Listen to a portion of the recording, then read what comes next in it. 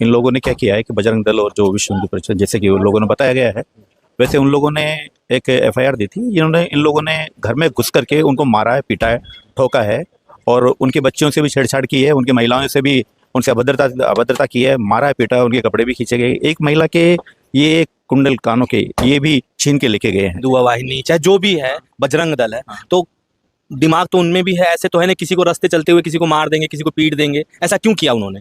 ऐसा क्यों किया, ये तो उनसे ही पूछा जाना चाहिए। उनका आरोप यह है कि यहाँ पर कोई धर्मांतरण होता है। अब धर्मांतरण होता है तो सबसे पहली बात आपके पास से कोई न कोई विक्टिम होना चाहिए भाई, किसी न किसी एक व्यक्ति का तो होना चाहिए। कोई रोए तो सही, आकर के बोले सही मेरा इलीगली धर्मांतरण कर दिया गया। जो भी एफआईआर दर्ज हो रही है उनके अंदर कोई भी ऐसा पीड़ित सामने नहीं आ रहा है। चाहे दौसा की देख लीजिए, चाहे आप ये जो पिलानी हुआ उसकी देख लीजिए, चाहे एक्कल वाली देख लीजिए, इसके अंदर कहीं पर भी कोई भी विक्टिम नहीं है। सब लोग अपनी मर्जी से आते हैं, मर्जी से वहां पर यीशु मसीह की कोई भी प्रार्थना करते हैं, कोई भी आराधना करते हैं, सबको अधिकार है। कहाँ पर ये घटना घटी है?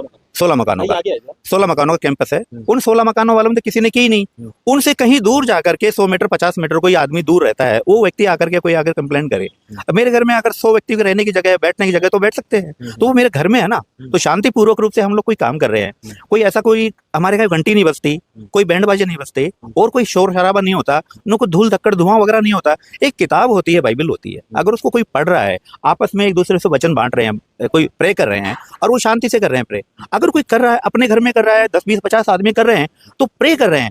कोई अपराध नहीं कर रहे, कोई चोरी नहीं कर रहे, डाका नहीं डाल रहे, कोई दारू पीना नहीं सिखा रहे किसी को, है कोई गंजेड़ी नहीं है, भंगेड़ी नहीं, उल्टे सारी बुरी आदतें वो छोड़ते हैं।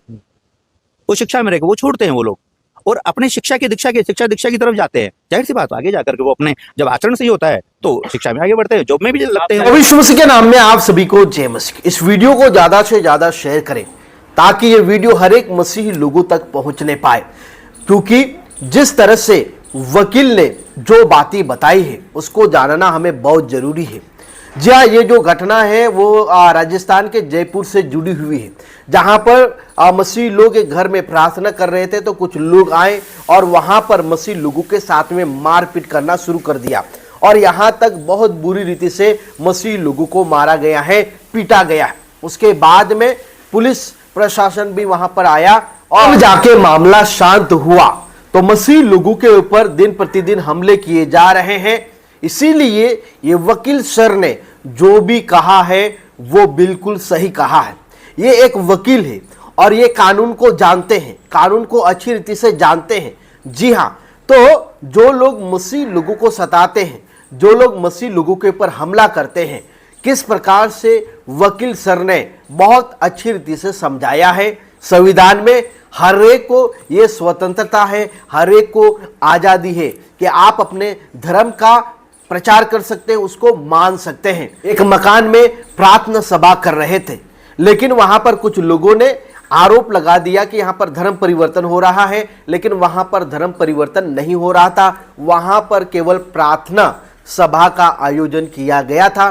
वहां कोई प्रूफ नहीं मिला कि किसी का धर्मांतरण हो रहा है। यहां पर कोई भी नहीं आया, किसी ने आरोप नहीं लगाया कि मेरा धर्म परिवर्तन किया जा रहा है, मुझे जबरदस्ती पकड़ कर लाया गया है और यहां पर मुझे इतने इतने रुपए दे जा रहे हैं, इतना ये लालच दिया जा रहा है, मुझे धर्म परिवर्तन कर रहे हैं। बिल्कुल किसी ने भी आरोप नहीं लगाया। लेकिन आप जानते हैं कि जो मसीह लोगों से जलन रखते हैं और लोगों ने आरोप लगाया है, तो आरोप सिद्ध नहीं हुआ है, ये केवल आरोप ही रह गया है। लेकिन दूसरी तरफ हम देख सकते हैं कि किस प्रकार से मसीह लोगों को दबाने की कोशिश की जा रही है। हर एक का अधिकार है, अपने घर में प्रार्थना सभा कर सकते हैं, लोगों को बुला सकते हैं, आप कर सकते हैं, ये आपका अधिकार है।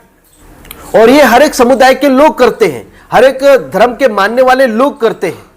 आज हम देख सकते हैं कि किस प्रकार से रोडों में जुलूस निकाला जाता है, रोड में रैलियां निकाली जाती है। अलग अलग धर्म को फॉलो करने वाले लोग हैं जो करते हैं, लेकिन मसीही लोग बिना शोर शराबा किए हुए, बिना हंगामा किए हुए शांतिपूर्ण प्रार्थना सभा करते तो उनको दिक्कत हो जाता है, वहां पर उनको धर्मांतरण दिखाई देता है। कोई भी किसी का भी धर्मांतरण नहीं करता है। मैं आपको बता दूं कि ये जो घटना है वो जयपुर की घटना है, प्रताप नगर की घटना है।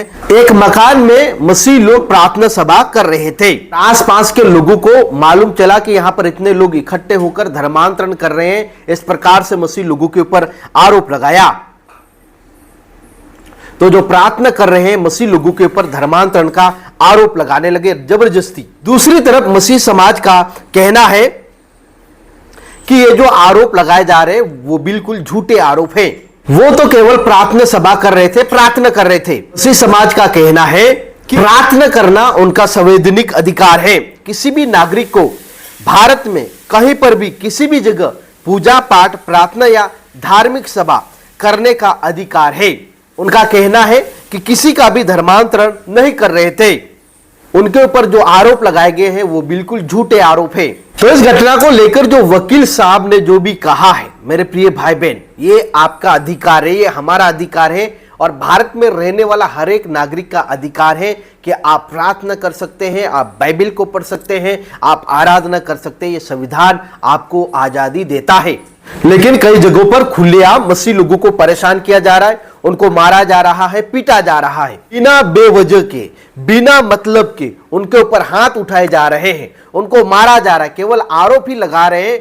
कोई सिद्ध साबित अभी तक नहीं हुआ है कि किसी व्यक्ति ने आकर बोला है जो प्रार्थना सभा में गया है और वो बोला है कि जबरदस्ती पकड़ कर लाए, मुझे इतना रुपया दिया, इतना पैसा दिया है, ये आपके पास प्रूफ है। अभी तक साबित नहीं हुआ है कि वो संविधान को नहीं मान रहे। संविधान एक तरफ बोलता है कि आप किसी भी धर्म का प्रचार कर सकते हैं, मान सकते हैं, लेकिन दूसरी ओर हम देख सकते हैं मसीह लोगों को दबाने का काम किया जा रहा है।